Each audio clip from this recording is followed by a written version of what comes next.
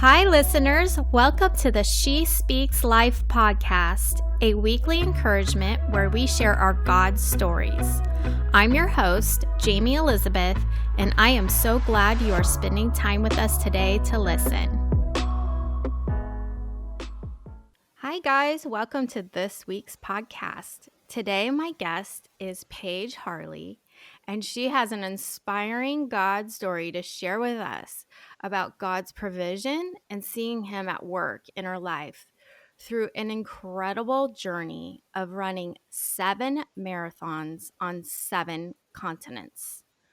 Wow, Paige, hi, welcome to the podcast. That's incredible.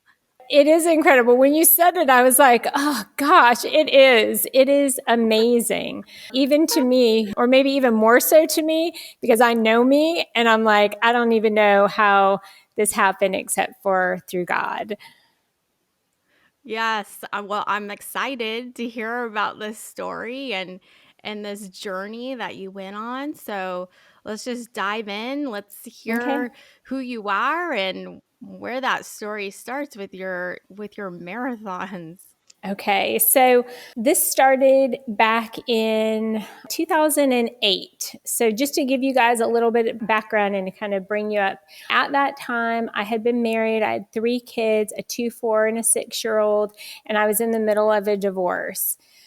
And I, like everybody, was like, there's no way I'm going to get a divorce. And so I was in a really dark place, just like, oh, how could this be happening? And it was just rough. And I found myself in South Carolina, which is a whole nother story into itself. But we had lived in New York, and God had planted me and my kiddos in South Carolina. We knew no one.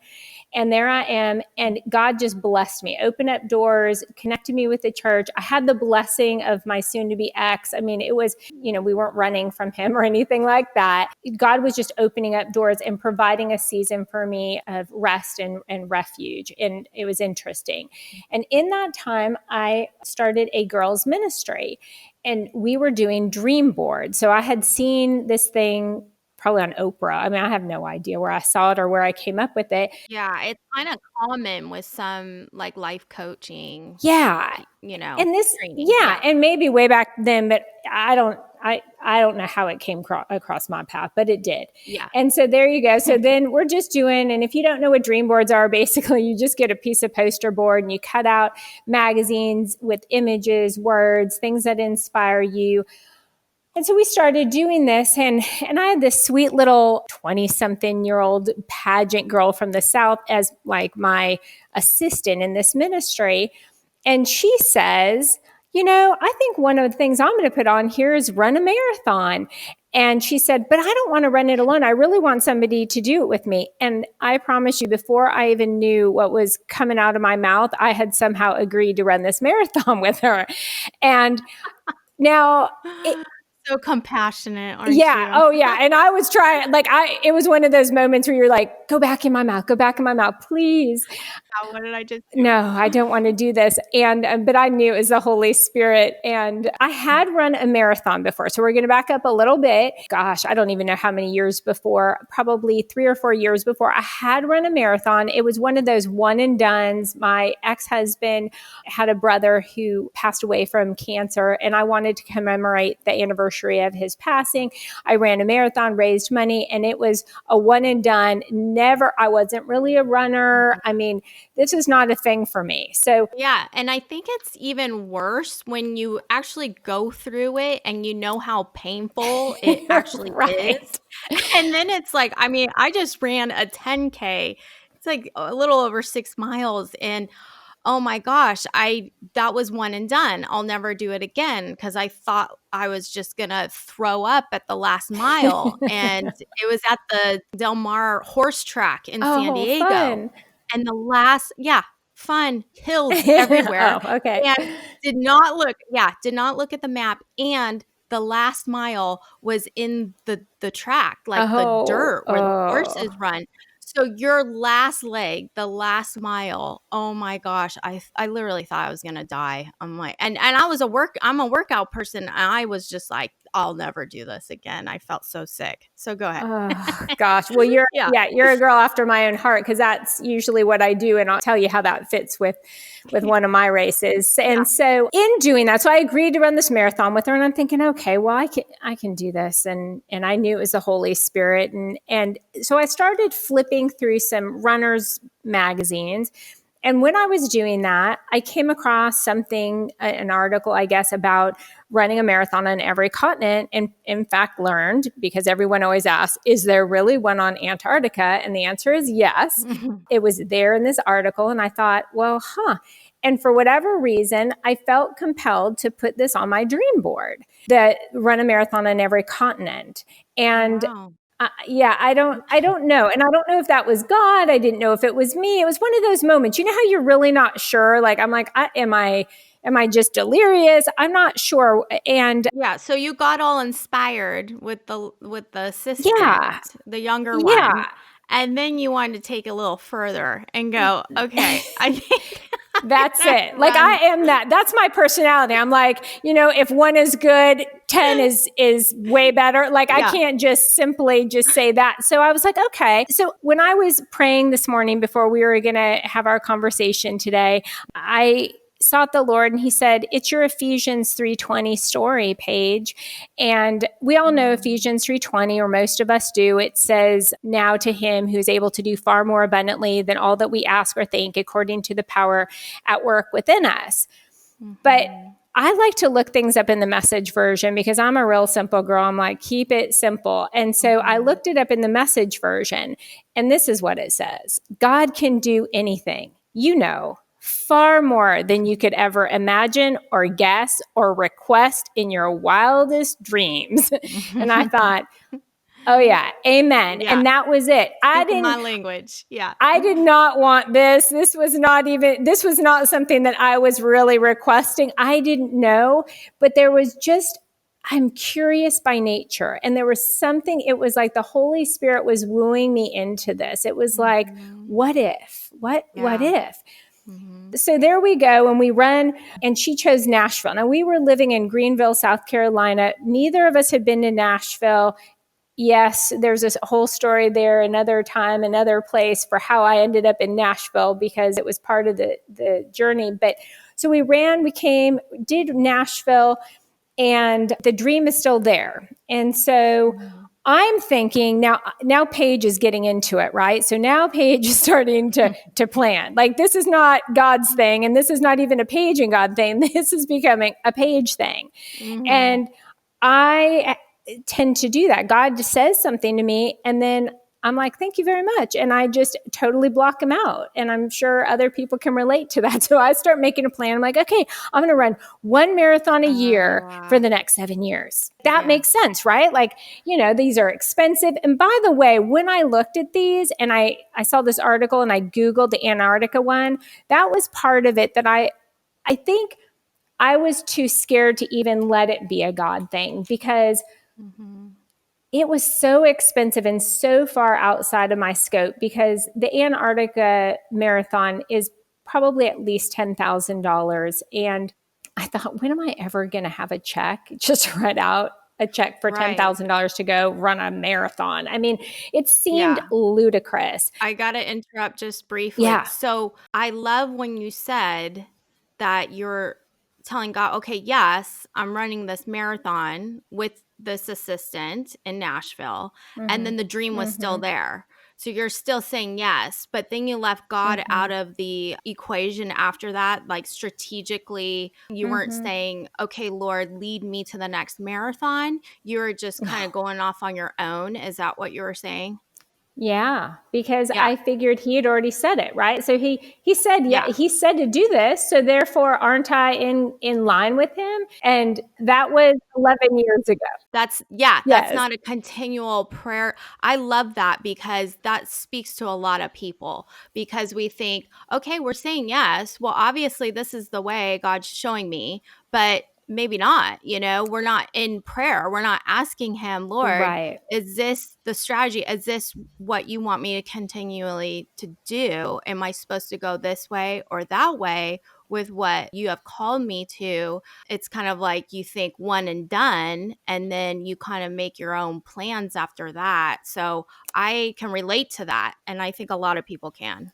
Yeah, it's been my downfall for sure, not just here, but he showed me here. Yeah. So I went on to, plan them myself and put them in an order. It made sense based on finances, like, of course, putting off the more expensive ones for later, kind of a thing, like just, Right. Yeah. thinking, aren't I so wise? And of course, I still use the jargon like, as if my wisdom is God given. So therefore, I'm with God, but still not getting it. So, Right. 2008, continent number one of this, because I had run San Diego before, but we're not going to count that. It wasn't part of my grouping. So I ran Nashville, and then 2009 went on to run the original marathon in Greece.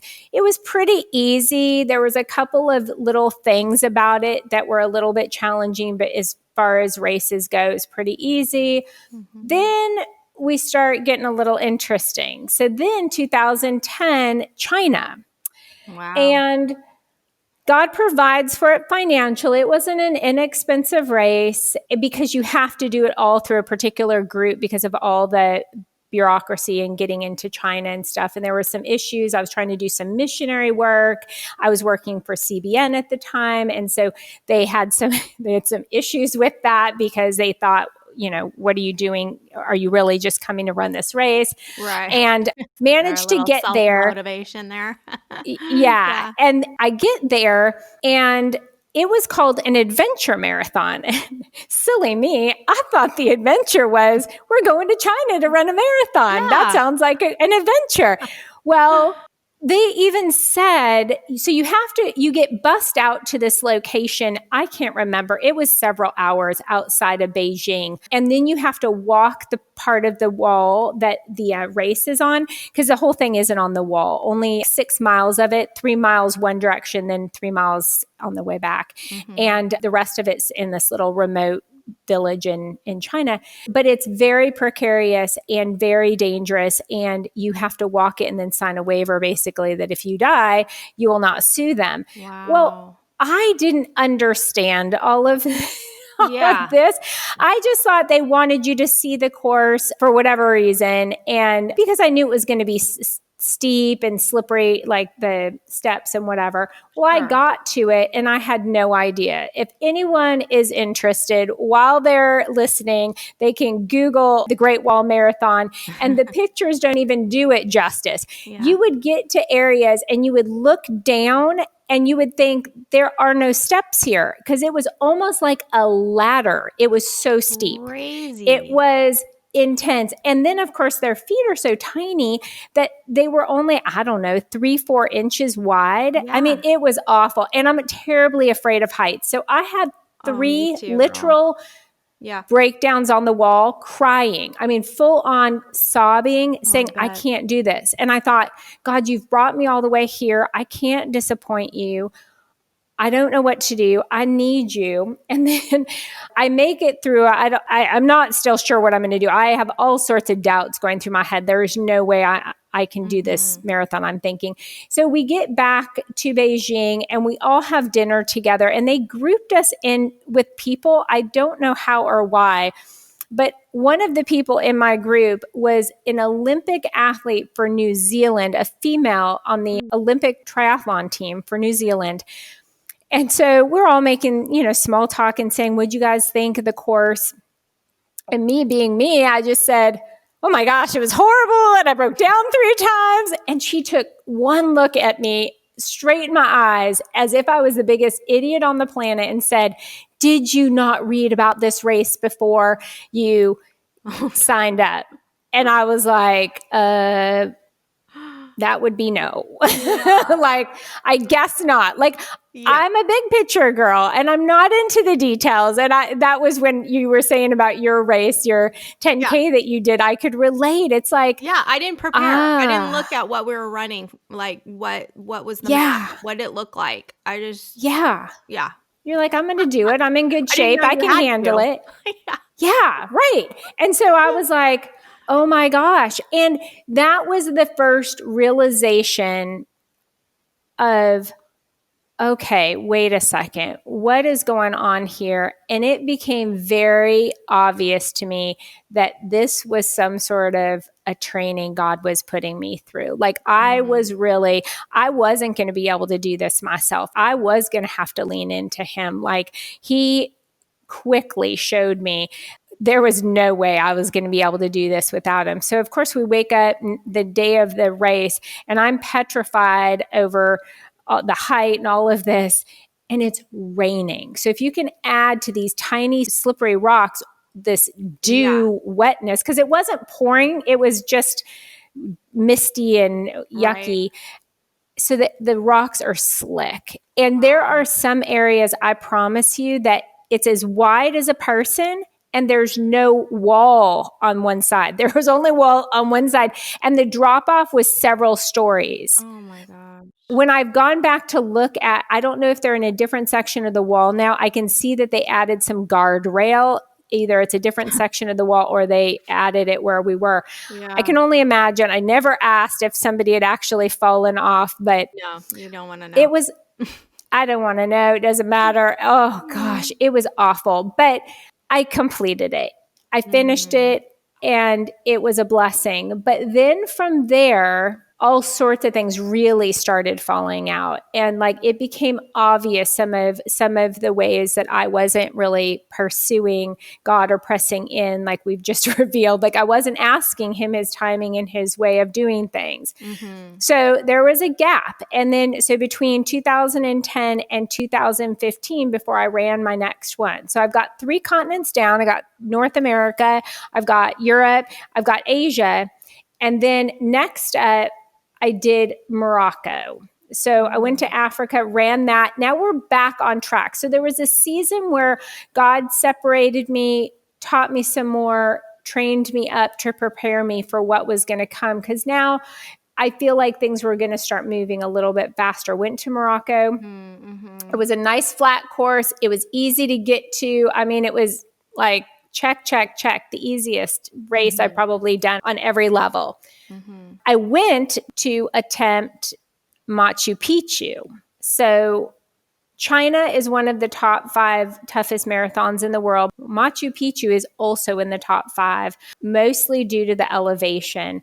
I went there. You have to go to base camp the night before because of the timing through it's actually like a national park. The timing of when they open the gates and close the gates and nightfall and all of that, you Mhm. have to be there. So we camped out. I got food poisoning along with 7 other people Oh, and was no. not even able to run, Yeah. which was such a disappointment. And again, an amazing lesson.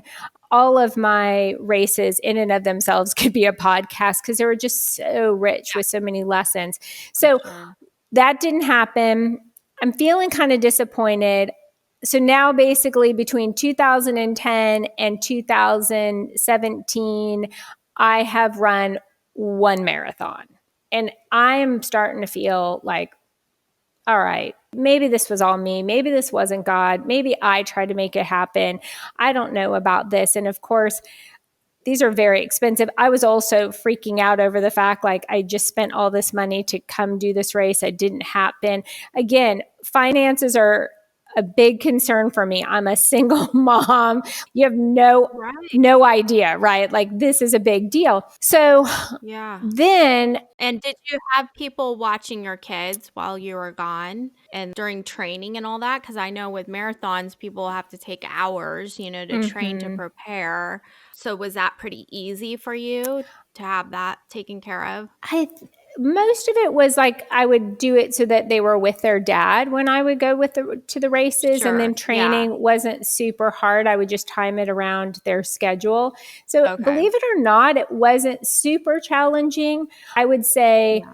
the biggest thing was the finances of it. Right. And the biggest lesson for me was really to trust in God's timing, in God's way, in God's order, and stop trying to. I mean, I just realized it became so evident that I was such a control freak. So then the loss of that happened, and I was like, okay, I went back to the drawing board and said, okay, God, I give up. Like, you show me, is this your thing? If it's not, I'm putting it down. If it is, let's go. Tell me what to do. It's your plan, your way.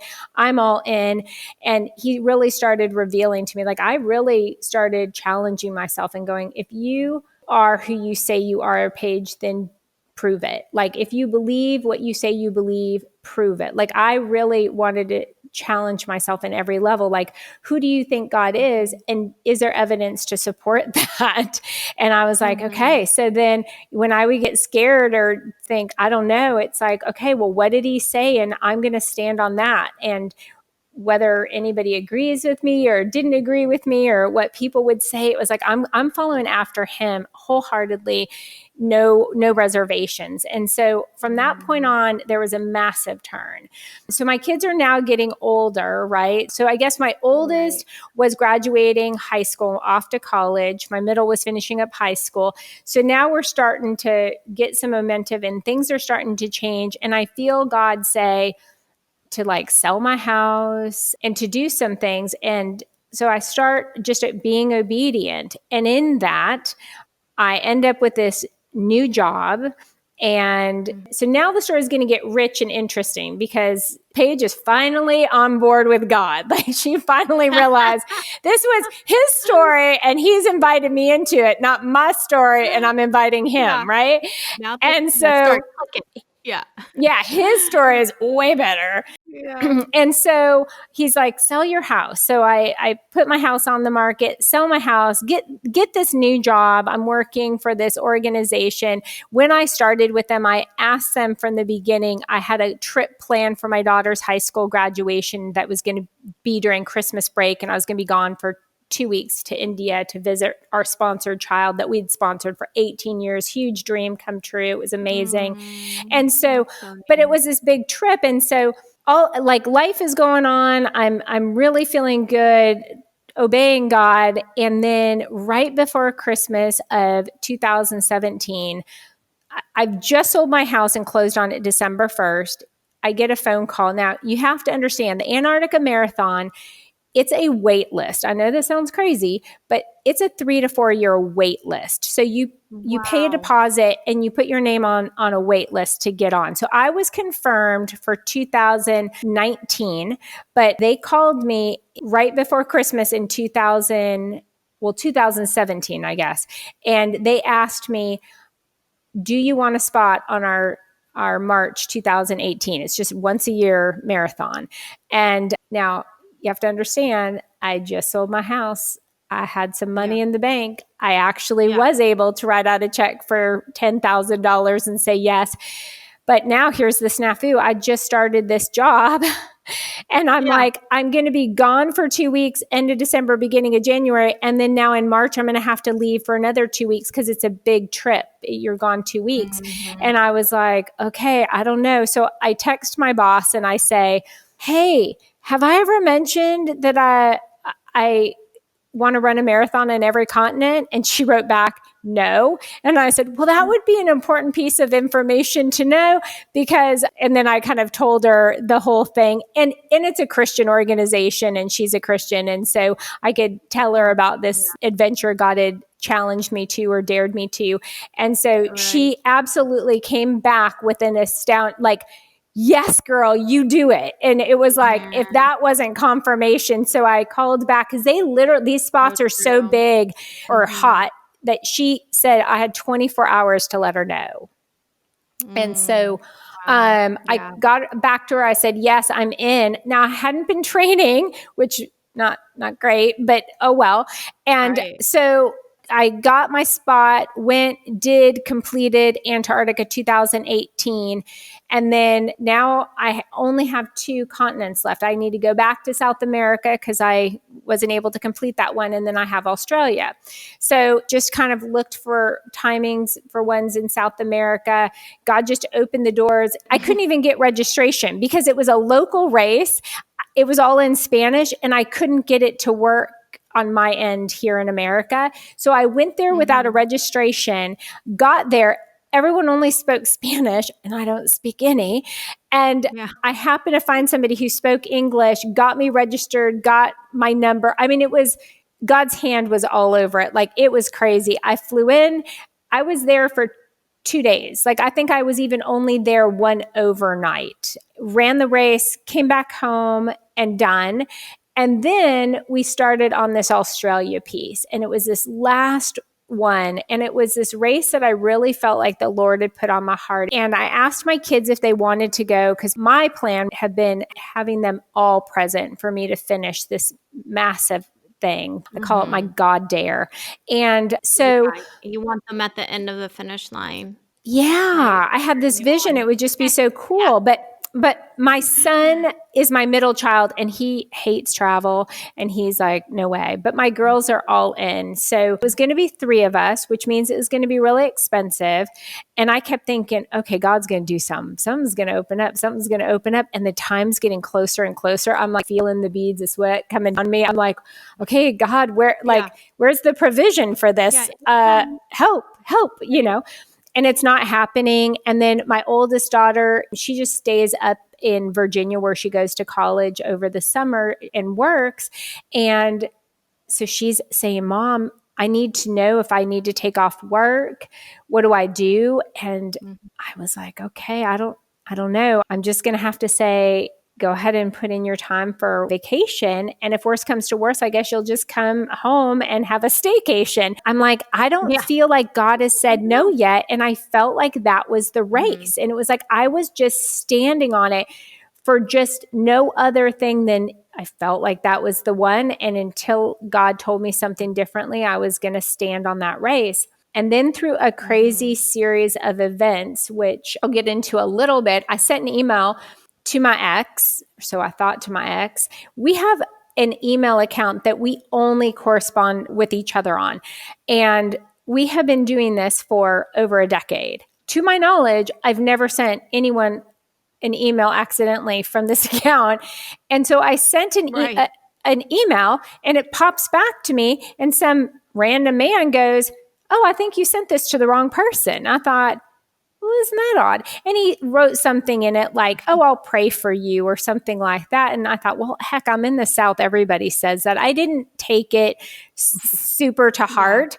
And so then I wrote him back and just apologized and thanked him for letting me know, because if he wouldn't have, I wouldn't have known it went to the wrong person if he just ignored it. And I appreciated that. So then he responded to me again. And in the meantime, I had forwarded on to my ex, and it was a request for him to pay some things that he was supposed to pay.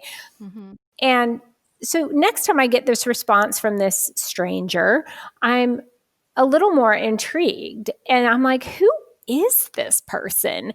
Because now he's starting to get a little deeper with pray, like however he's wording it, it intrigued me. And it sounded like some substance there. So I Google who he is, and he is head of the Nashville House of Prayer. And I thought, well, heck, how is he even in my contacts? I mean, we probably have a mutual friend that we are on some group email together with. I don't know, but I don't know him personally. I have no idea how it happened. And I go, well, heck, I'm taking advantage of this. This is not an accident. And I don't know why he's now become in the middle of this, but I'm going to ask for prayer. So I tell him, I need prayer. I kid you not, in the history of my co-parenting with my ex, he has never just easily just said, hey, let me just write you a check for this and let me do it quickly and let me do. All of a sudden, he's like, I think I owe you some money, and wrote me a check. Your ex says it. My ex says this. Wow. Like, what? Yes. What? I mean, this is like a burning bush moment for me. I was like, what? I mean, it was so crazy. Intercessory prayer right there, right? Oh my gosh. Wow. So meanwhile, this whole time I had been watching the airfares, because we all know that you want to give as much notice as possible. Let me give you the timeline on this. We are now less than a week before the race. Mhm. I mean, and it's in Australia, which means like, oh my gosh, like I'm not even going to have enough time to acclimate to the time change. Like I wasn't sure. I thought the fares are going to be through the roof. They never changed. It was the wildest Mhm. things. They weren't terrible. So I went online, bought it, and then the amount that he owed me was exactly enough to pay for our airfare, like exactly. And Wow. but then there was all the other expenses, right? The rental car and the hotel and just whatever travel Mhm. expenses. And my friend just said, I feel like I'm supposed to pay for your airfare. And then you can use that money for all those other incidental expenses. And so there it was. It was like done. And I mean, it was the Wow, your friend did yeah. this? Your friend Yeah, offered it? Oh my my friend god. was like, I really feel like I'm supposed to pay for your airfare and then you use that money because how are you going to pay for all the other stuff? And I was like, I have no idea. And they're like, well, there you go. You're done. And so it was done. I Wow. mean, I love how God uses people to provide. Yeah. yeah, 10 days before the race, Yeah. it was like crickets chirping. There was no way I could see how this was even going to happen. Mhm. And then here it Yep. appears and we're gone and there we go. And then one kind of final piece of this story. So I'm thinking, yay, God, and you're so amazing. And it felt like such a culmination of all the experiences that I had learned up till that point about really trusting him and standing on his word, even when it seems like when you come up to that Red Sea and you're like, okay, now I have no idea what we're going to do. Yeah. And then it parts. It was like you just stand on what you know he told you. So we're on the airplane and a woman had reached out to me via Facebook and some mutual friends, and she had written a book and she had asked me a month or two before to read it and if she could send me a copy and the whole bit. And so I, of course, said yes. And I just hadn't gotten around to reading it. And I was like, well, I am bringing it on this airplane ride and I will have time and I am going to read this. Yeah. And Perfect I'm time. sitting there. Yeah, I was like, Yeah. yay, finally.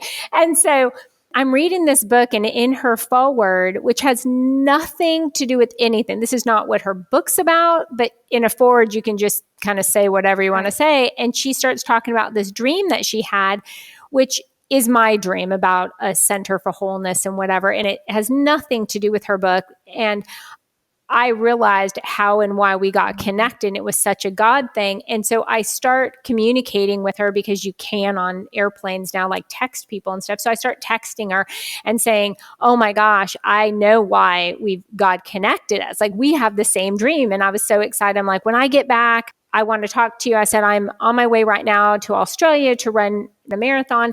And she just asked the normal question, well, when's your marathon? And I went to answer, which was Sunday, because at this point I've told you we are now just days away from the Right. marathon. So I was just going to answer Sunday. And the Holy Spirit said, look when the race is, like, look at the date. And so I opened up my calendar and I looked, and the race was July 7th. I finished my seventh continent on 7/7. I just got chills even Mhm. as I've said that Yeah. to you, and I've said it a I million know. times. It's It's a God moment. It's a God thing right there. I love it. it's so Yeah. sweet. And if I would have known that before, which I didn't, Mhm. I would have tried to manipulate this to make it happen, right? Like I have to run my seventh continent on 7/7. This is crazy. Like, Yeah. it Yeah. has to happen. He shielded me from that. Those that don't know 7, it's completion, it's God's number Yeah. in the Bible. Yeah. Yeah. It signifies a number of completion Yes. in biblical terms. And so you're just like, only he could do that. So Mhm. there you go. That's my story. And it's definitely an Oh, I love it. Ephesians 3:20 story. He did far more than I could have ever even thought to ask for. Yeah. And now I'm just ready for the next thing. I think it was a training ground for the next thing. It drew me closer. It taught me how to really trust in Him, that He will Mhm. provide in every way, and for my physical needs, for the financial needs, for Yeah. whatever I need, He provided. And Yeah. now I'm ready for the what's next. I love it. I Part mean, two. yeah, everything we go through is preparation for the next thing. And I think that's something we forget often. Why am I going through this? Like, we just think it's for the now or for the time being, but it's attached to something else in the future that Mm-hmm. God is connecting. And I love the next connection. Did you want to explain a little bit of what God has put on your heart? Oh, the center. Yeah. Yeah. So it's a big, big dream. Like, this one makes the other thing look so easy. So it's a center where people can come and get whole, because I found that I didn't really know how to walk out my faith in all areas. So it's not just spiritual, but it's intellectual and physical and relational and financial, and taking all those pieces. And so there'll be actually a medical practice. There'll be some counseling. We'll do a lot of group counseling. There's going to be fitness classes and cooking and nutrition and like community. And we've already started it just in my house right now, as far as like weekly dinners where people come and we engage in real community and real conversations, Mhm. where people can just come as they are. And I don't just mean physically, but I mean with whatever questions they have, right? And Yeah. there's no judgment, and not just about spiritual questions, but about anything. Like, let's talk about the bigger Mhm. topics. And so, like last week, we talked about loneliness and the epidemic and how that's driving some of the suicide rates are up and all of that. And so we talk about some cool things. So I don't know what God's doing with it. I'm just learning to say Yeah. yes and let go of my control or my illusion of control. And I'm just grateful to be a participant. Like, I'm just grateful to Yeah. be available to be in the Mhm. story that He's really writing. And Yeah.